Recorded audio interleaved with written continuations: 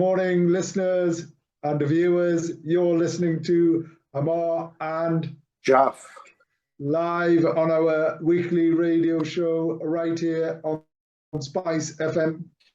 Each week we bring some views, news and one or two clues from the business world. Asian Business Connections aims to connect, support and promote the Asian and wider communities. We'll be talking Shopify literally and not just corner shops. Whether you're looking to start a business, have an existing business, or you just want to talk business, we can help. We can help. We can help, and we do help. Jeff, can you see a light flashing or not? What, on my screen? No, on my screen? No.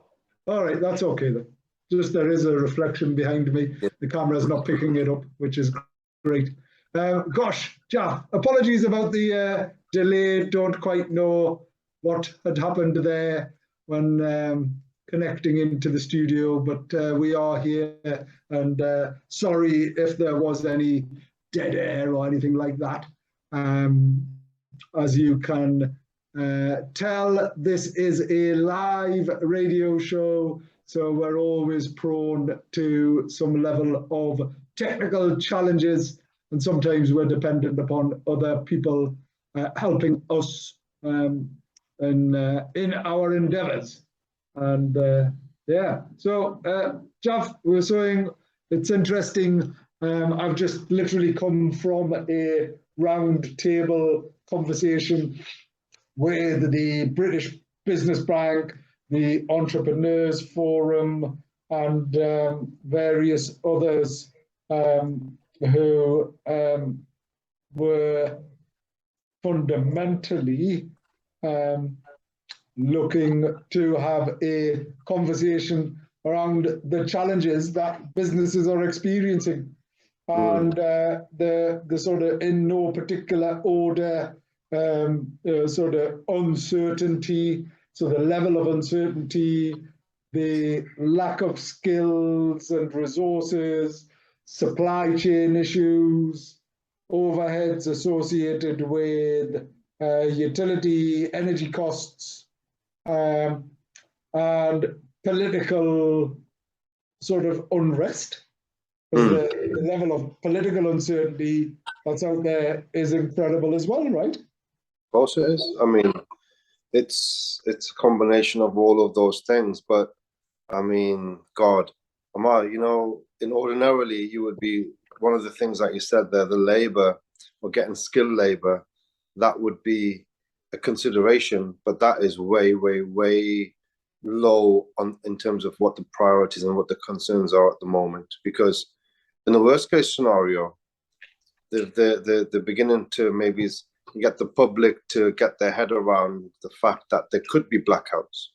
Yeah. If you imagine in that instance, what do we do with the businesses? Are they going to say, as they did in the 70s, apparently, that you had a 3-day week or a 4-day week? Imagine that to save or conserve energy, that they do something so off the scale as that.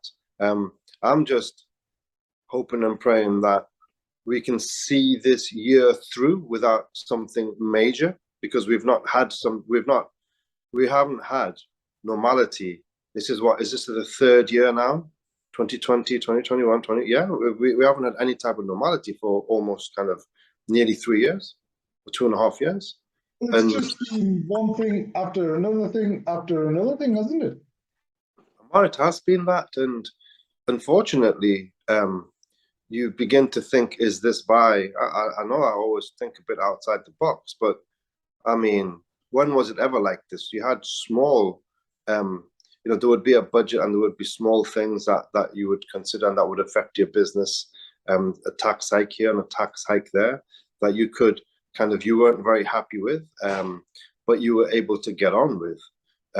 It made, you know, your balance sheet tighter and this, that, and the other. And those are the ordinary challenges of businesses every day that you kind of fight and you get through. But this is what we've experienced in the last 2.5 years, and the way that things are going for the next 2.5 years. I think it's unprecedented, and for sure it's going to lead to a fundamental, it's going to be like a reset beyond what we've ever experienced in our lifetimes. And that's what we're living through at this moment in time. Oh, it's just crazy. It is just crazy that the level of uncertainty. It doesn't matter how resilient your business is, right? No. The level of uncertainty and the environmental factors that exist is like that is so much out of your control.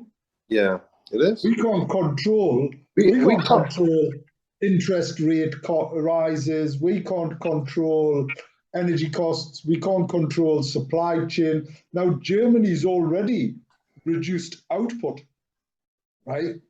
And Germany is the China of Europe. So the amount of things that are made in Germany for the UK, it's this thing, you know, it's like out of every single country. We import more from Germany than any other country. Of course, and I'll give you an example, Ammar. We're trying to get some restock on an order of forks that are German forks. The factory's not even getting in touch with us. So you just a one little item. I mean, I had a one of our business vehicles in the garage, and because of one part that was coming from Germany, it was you know, in the garage for like 9 months or something. It's unbelievable.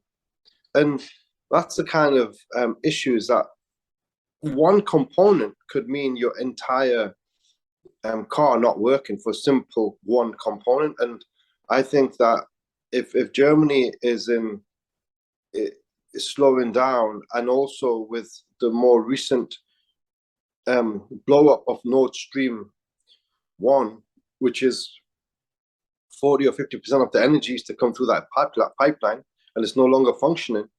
I mean, how long are they going to continue to keep their businesses open and afloat?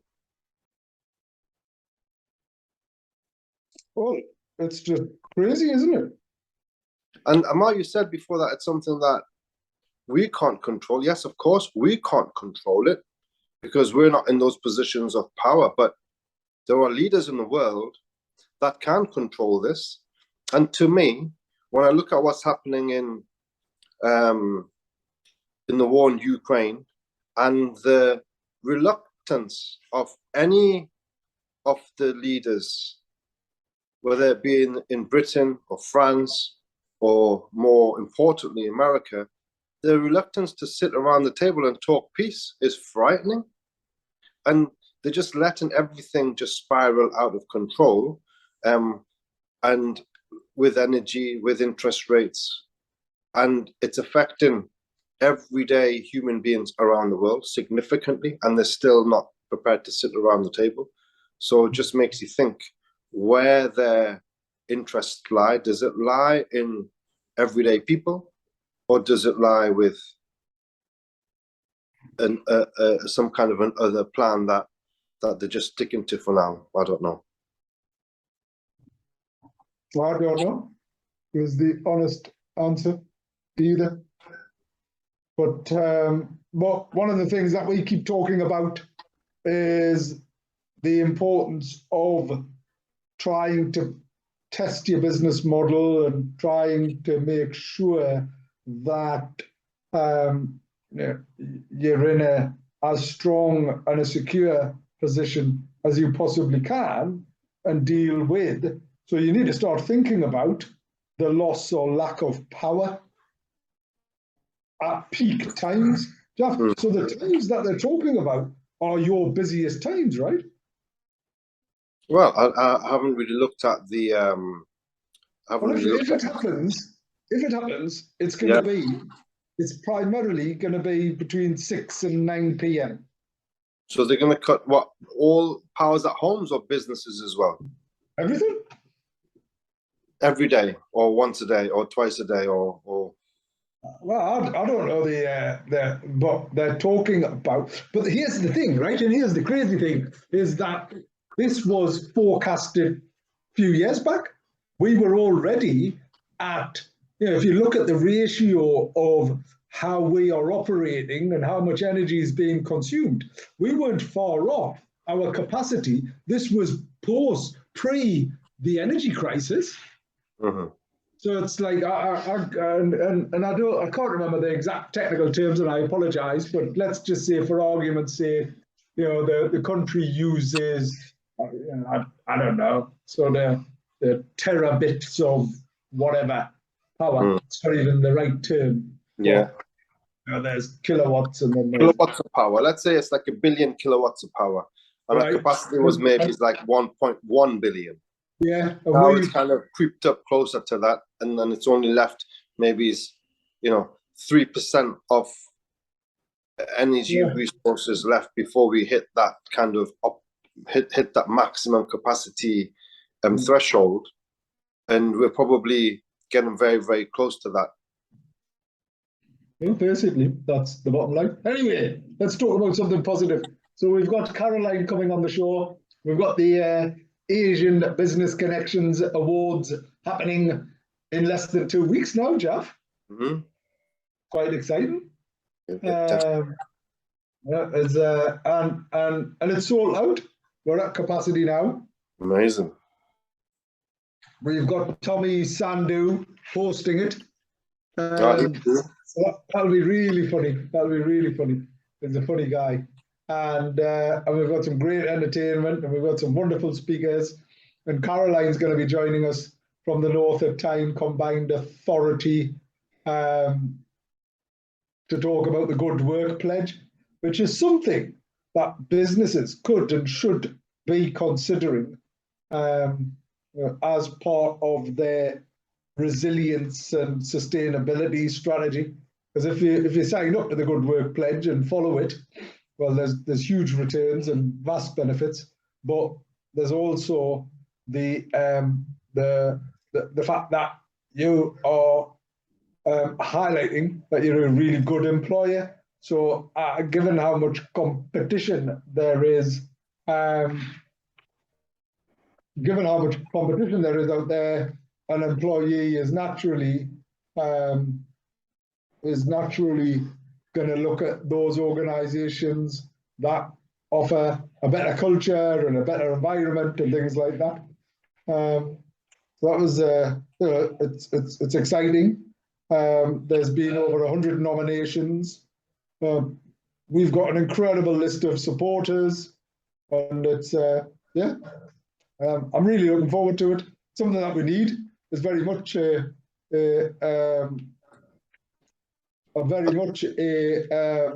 reason to celebrate. Definitely at this moment, Ammar, with everything going on, good opportunity to bring everyone together and have a final sing-song. Is that what you would say? I'm hoping it's not the final sing-song. Who knows? Yeah, let's enjoy it whilst we can, Ammar, I think. Yeah. Anyway, going back to preparation, did you get a generator? No, I haven't. I haven't kind of gone quite far as that at the moment. But look, Ammar, I think you kind of live with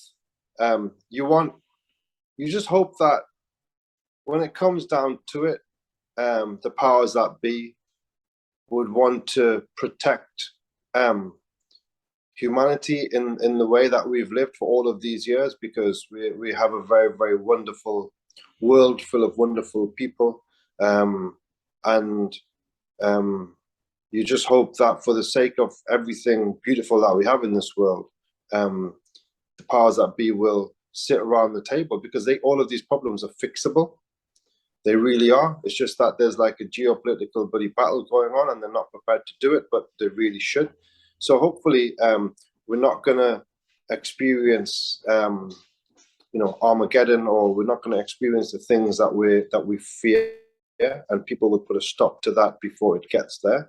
So I think even regardless of what little things we try and do, I'll buy some candles and buy a generator and this, that, and the other.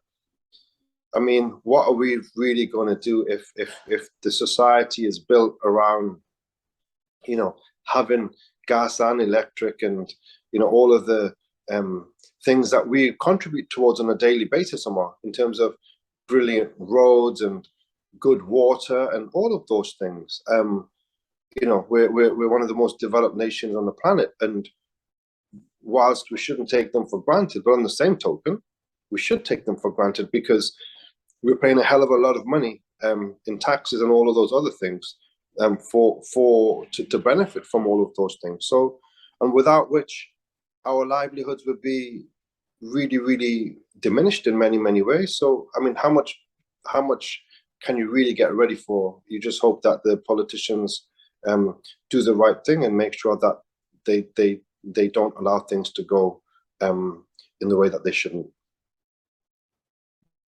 Yeah, fair point. And I think part of the challenges that exist, right, and that are happening is it's such a shame. It is such a shame that, you know, regardless of whoever it was, and there is an argument, and everybody's now looking at, oh, well, Rishi should have been selected. Why didn't we get Rishi? And it's funny because, you know, clearly the world or this country wasn't ready for a Rishi, but he had far more financial credibility and experience and understanding, right? But it's what is hard to stomach somewhat is the fact that there's all of these U-turns. You know, saying, right, we're going to do this. Oh, no, we're not. And then all of a sudden, if you've only been here for a little bit, you know, it's you realize that that if they start reversing decisions made, it becomes really challenging, doesn't it? There's a loss of credibility. I mean, I can't believe that they even done that. I mean, and the thing is, anyway, it's they need to fix it, Ammar. They really need to be on it. And I don't know. It's. I'm feeling for whatever reason that they seem to be already out for Liz Truss, and I don't even know if she's going to survive until the end of the year. The way that some commentators are talking about her. And you're right. So. Yeah, but coming back to challenges and things like that, what's happening, Jalf? As in, what's your biggest challenge right now? I think if things stay where they are, then the biggest challenge in things is the constant increase in the cost of food, primarily.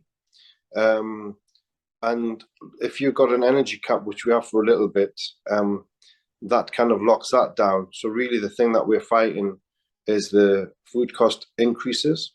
So and how dramatic are those? Yeah, they are. They can be very dramatic. I mean, the vegetable guy only 2 days ago, a box of eggs, they said that they were quoted £80, which was normally that's about £46. So I mean, things are crazy, but I just think that it depends where this spiral stops. So there comes a point where you have to then reassess how you conduct your business. But at the moment, we're just absorbing the extras, and it's kind of challenging, but it's not crippling. But what would be crippling is all of a sudden, you know, energy costs, if that someone's contract's finished and that's gone up by 300%, that's crippling. That's when you would have to think about, yes, I've got to close my business. And some new starters, how would you start a new business? Because you're not gonna have any old energy contracts. You have to sit and agree these new contracts today. And you know, how do you even get new businesses up and running where your costs are going to be so significantly higher than what they ordinarily would be? You say that, Jalf, but actually, in reality, now is probably one of the best times to consider starting a business, because if you can get through the challenges that are, if you build your business model based on, right, well, these are the costs, I'm going to sell it at this. And, if you look at a number of the global businesses that are the most successful, started in recessions or in major challenges. Yeah. I understand what you're saying, and I benefited from that in 2008. But I think this time is very different because it's not that it's a recession. It's because of the turmoil in the markets. It's because there's so many uncertainties, and that is the uncertainties. The number of uncertainties is just huge. So I think it's not a matter of, let's say that you're in restaurants. I would not have the I would definitely wouldn't. I would never open a restaurant in this climate. Absolutely no way. If there's anything you want to do, is no. It's a matter of you looking at a market which is in turmoil, and then looking at what opportunities there could be in which markets, and go into that market. So you have to have a sound understanding of what type of businesses emerge during uncertain periods. What emerged in the Great Depression in the 1930s? Go and do a bit of research and have a look what's there. And obviously we're like 100 years ahead. So technology's changed and a lot of things have changed. So I think that would be the way to go. And maybe invest in shares or companies that are going to be very resilient in kind of this climate. But restaurants for sure is not one of them, because like you said, if you have blackouts between 6 and 9, say bye-bye to all the restaurants in the country. So maybe I think that's just a bit dramatic, to be honest. Yeah, maybe, but I'm just saying that maybe if there's going to be blackouts, then maybe go and invest in a candle company or something. Or let's open a candle business, someone. Let's do something on those lines, because I'm sure there's going to be a big demand for that. That is the point. It's very much a case of considering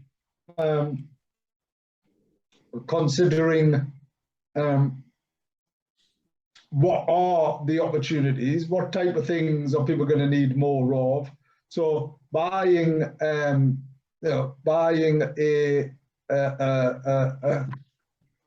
sort of 100 generators, because and starting to think about that is genuinely a consideration, isn't it?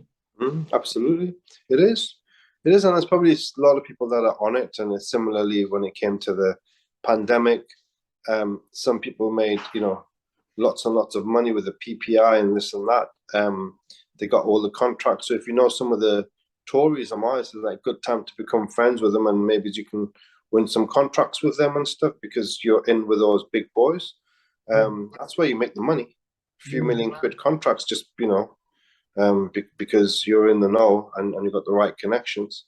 You can, or if your buddies with Kwasi Kwarteng, and he's letting you know of his movements a little bit in advance. There was someone that made a good few million quid because of the shortening of the pound, and one of their buddies, he made like 150 or 250 million quid.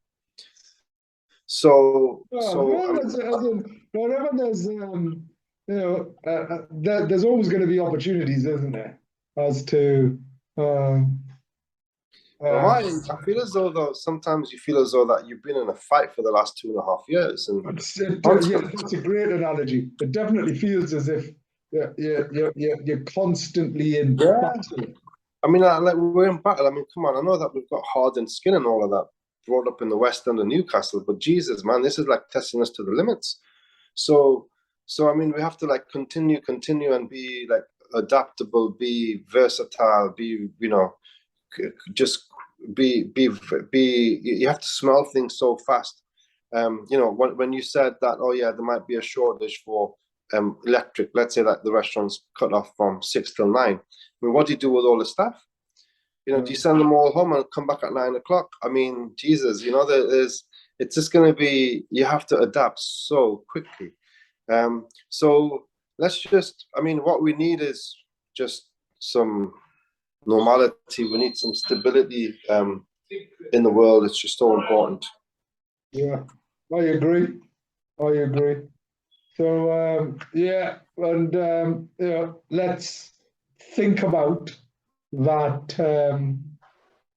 Let's think about the fact that there is an opportunity, some normality, and that's where coming together and celebrating sort of one another is a very important thing, because everybody is naturally a bit upset and concerned and things like that, and here's a chance. The ABC, I mentioned obviously the awards that I was at last week, and there's the Entrepreneurs Forum Awards this evening. Where's that at, Ammar? That's at the Hilton. All right, okay. They do amazing events. I remember the years that we went to them. It's good long time. Yeah. That was a long time ago, wasn't it? It was, but they're still going, and they're still thriving, and they're still strong, and we've got great people like Nigel Mills and people like that. Gosh, their stories are fantastic, and we need more of that, don't we? We need more people to be sort of shouting about sort of how they overcome the challenges. Yeah, of course, we need more people to aspire us during these times, that are going to be able to show us the direction, take the lead, and give us that inspiration and give us the tips that will help us kind of adapt our business models to get through, obviously, this period that we're in. No, without a doubt. So I think for me, there's an aspect of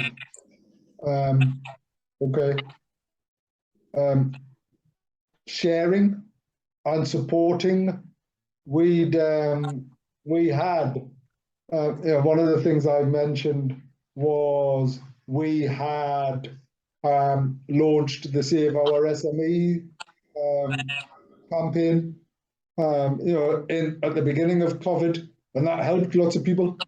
And the thing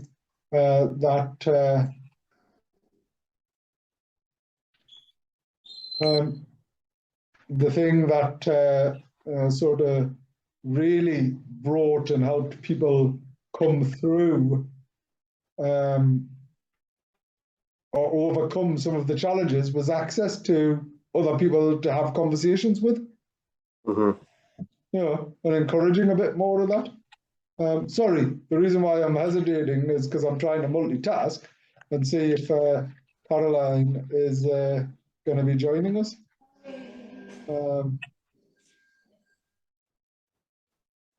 And please continue to talk, because I can't obviously multitask.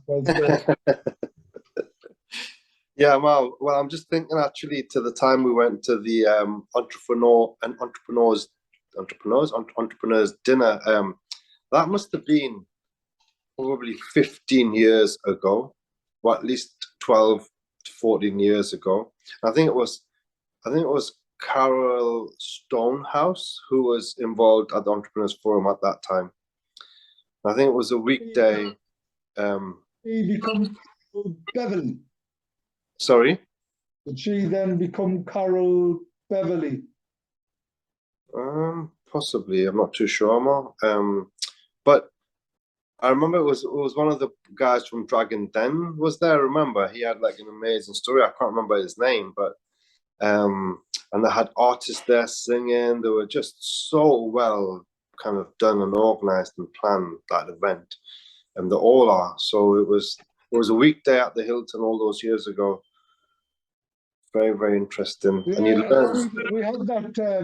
I've still got that booklet from that Dave Anderson as well. Can you remember that? Yeah, an amazing motivational speaker. I wonder what Dave Anderson's doing these days. Probably doing something. He was like he was an incredible sales expert. And that's Yeah. the biggest challenge that exists, right? Is very much the fact that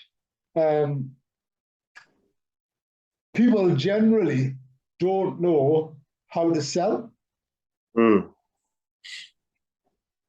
Mm. I mean, maybe. I mean, that's kind of business is about that, isn't it?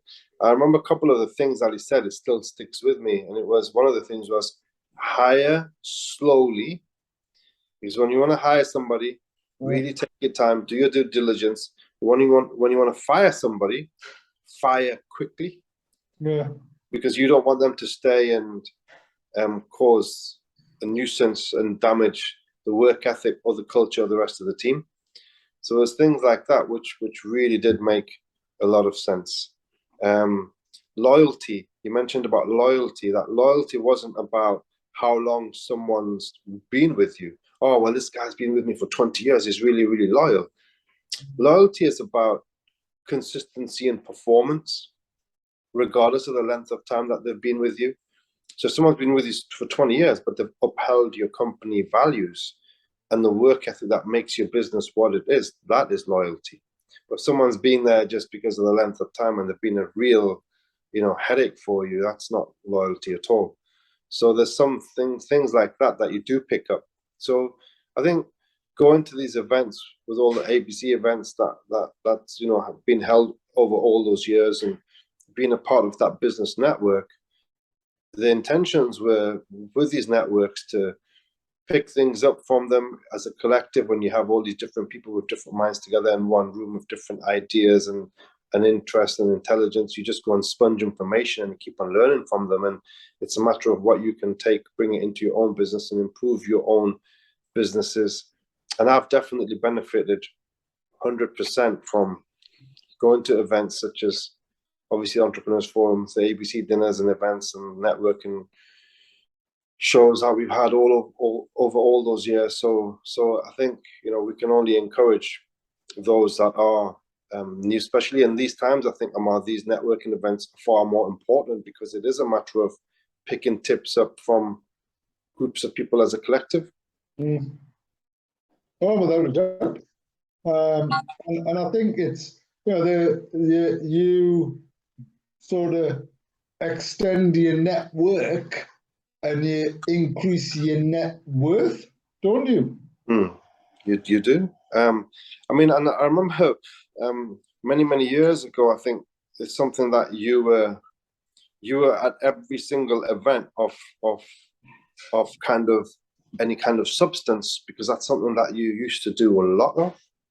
Oh, I was a serial networker, and it wasn't just, I mean, obviously you'd get invited to all of the social events and the opening of a crisp packet, you'd go along to, and it was at one point in the early noughties, sort of the 2000s. It was like every single sort of place was like Spot 'em all, and actually we were there as well. But then it was more the networking opportunities, the events, business support events, sort of getting that understanding, conferences and everything, and giving away a lot of your time. It's the most precious thing in the world, Jalf, is your time.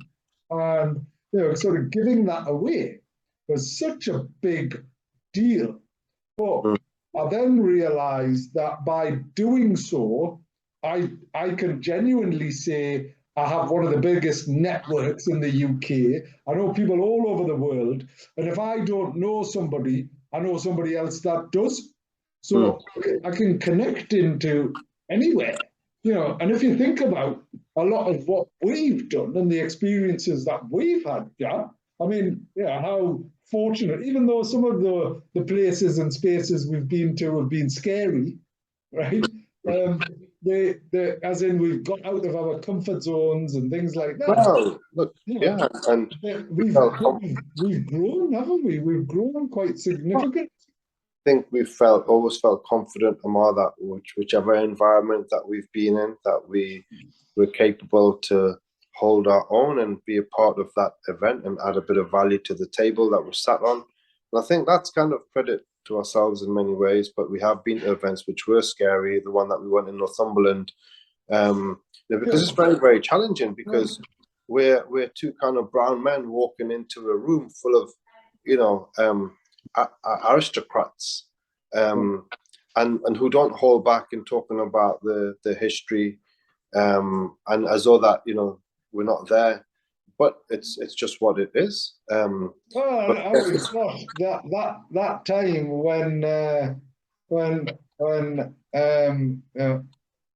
the time when we had in that room had like the head of the Secret Service. Yeah. And everyone else saying the biggest threat right now is Pakistan and anyone from Pakistan. And we obviously come from East and West Pakistan is what we do, as a thing. So obviously not. I mean Bangladesh and Pakistan. And and the room was like almost caving in, wasn't it? It was like, oh my gosh, everyone's gonna get us. But it was good to be sat there, and people having those type of conversations there, because just like you cannot categorize everybody in a room the same, right? Just because a particular color or gender or whatever it is does something, it's wrong to think that everybody's like that. As in, so it's good to be trailblazing. I mean, meeting Bill Gates, that was a big deal. Bilal loved that. Obviously not, but we've met a lot of interesting people and been a lot of interest in places and spaces, and let's hope that we can continue to do those type of things. Unfortunately, I'm going back to the economy and the instability. It does have an impact on your plans, your movements. It's just natural. So everything you seem to put the brakes on a little bit, because you just want to make sure that there's nothing crazy that's going to happen that you're not prepared for. So you really just got to have your eye on the ball as a constant. But as I said, let's try and make the most of things whilst we can. Well, without a doubt. And I think it's important, right, to continue challenging and getting out your comfort zone and things like that, isn't it? Yeah, it is. It definitely is. We've like I said, we've done that, but it's a good test to yourself, and you learn a lot when you're in the unknown, don't you? Yeah, without a doubt. Just thinking about sort of challenges and things like that. Jalf, what type of things are you now doing then as a consequence of the issues? I think, well, I've done all the usual checks as far as looking at energy costs and seeing how long my contracts are there until I've got a bit of time. Personally, I've looked at my mortgages and how long I've got that fixed interest rate set for, and I'm quite lucky because I have it fixed at a very low rate for another 4 years. I think we have Caroline here. Yay, Caroline. Yeah, so yes, so there's lots of things, but maybe let's get Caroline on, because we don't have long to go. We don't, but we were getting a bit worried, was what we were doing. Well, I clicked the link, but and it let me in, and it said I was waiting, but I just rejoined again, and it seemed to work. So technical glitch. Excellent. No, yeah. We were just I was like emailing and things like that. But anyway, good morning, Caroline. Are you okay? Yes, all good today. It's Friday, so it's even better. Great. So should we kick off by introducing you and sort of saying who you are, what you do, and why you do it? Yeah, so I work for North of Tyne Combined Authority, and I'm responsible for the Good Work Pledge scheme and business engagement in general. So that's what I do. I can tell you more about the scheme. I'm sure you're going to ask me. I am, yeah. But before we do that, why do you do it? Why do you do what you do? So I think most of my career has been about helping businesses to some degree, you know, whether it be training provision, business support, managing office space. So I think when this job came up with the North of Tyne to deliver the Good Work Pledge, which is all about recognising good businesses and helping others to be better businesses, I think I was really up for it. Great. And let's talk about the pledge then, Caroline. So tell us about it. Where did it come from? Why do we have it? And why should people get involved in it? Okay. The pledge at the moment is based in the North of Tyne region. So that region covers Newcastle, Northumberland and North Tyneside. But I do work with some businesses outside the region as well that maybe have impact or operations here in North of Tyne. I think probably the best place to start is a lot of people will be asking, so what is good work? Because a lot of people probably don't know. And I think a simple way of putting that is, you know, we've either experienced or know someone who's had a poor job or not so good job in the past. I'm sure we all know somebody. And by mean of that, it means that, you know, the pay wasn't great, the contractor hours were insecure, there wasn't much training or opportunity to progress, and maybe there's not much engagement or communications from those at the top, and they didn't have long-term plans to stay there. And I think good work is the opposite to that. So it's you know, I'm not saying that you'll never have a bad day at work, but it's good work offers job security, provides a decent income. You know, good management provides feedback and communications and hone into employee strengths as well and give people a purpose. And I think this is really important because it feeds into the improvement of, you know, physical and mental well-being, a feeling that our employer cares about its employees and wants them to do well, develop and grow with the organisation and help it succeed. And good employers are also socially responsible as well. They link in with the communities, you know, and sometimes good employers can be game changers for some communities as well. So that gives you a flavour of kind of what good work is. So do you want me to go on and talk about what? Please. Yeah. So I think if you asked someone what they thought good work is, they might guess a few things right. But to be honest, it's a range of things that, when put together, sets out what good work is. We know that for it to work, to try and help people understand this, it had to be simple. And so what we did was we set out the pledge in over 5 themes, and we call them pillars. And it shows at a glance what an employer can do to become a good employer. So it's simple, it's straightforward, and that's downloadable from our website. And it's available at 2 levels. So a business can achieve an accreditation at standard or advanced level. A standard means that they have to meet an evidence that they can achieve any 2 of the 5 pillars, and advanced is all 5. But I think it's important to recognise that some businesses, you know, will not be currently able to meet, you know, even 2 pillars. But I think that's where the pledge is really useful, in terms of it becomes like a bit of a benchmarking tool. So, you know, you can download the criteria, have a look to see what they're currently doing, and then what else they can work towards over a period of time. So it doesn't all have to be done at once. It's about gradual improvement. And applications can take as little as an hour for standard, you know, longer for advanced, but obviously that depends on how much someone wants to write. And the best of all is that it's free of charge as well. It doesn't cost anything. Amazing. Yeah. So it's so Jalf's going to sign up. So Caroline, give us an example of sort of some of the organisations that have signed up, and why did they sign up?